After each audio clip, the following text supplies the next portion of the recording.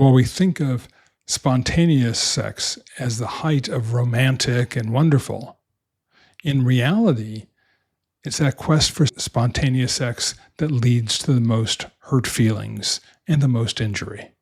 So we've talked about two alternatives. There's the spontaneous sex that we had at the very beginning of the relationship.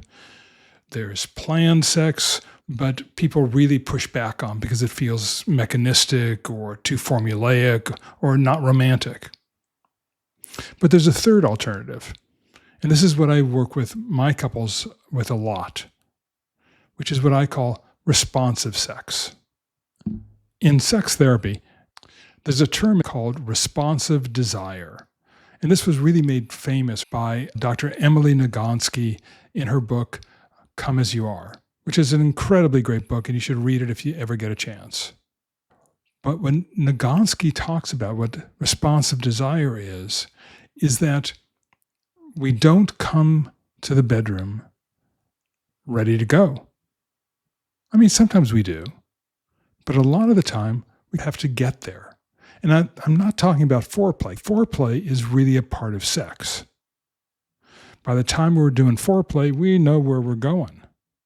But before then, we have to figure out how can both partners arrive at the same place emotionally and physically.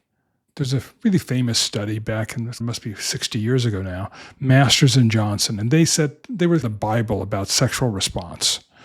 And the way they saw it as, it starts with sexual desire, and that leads to sexual arousal, and that leads to sexual activity.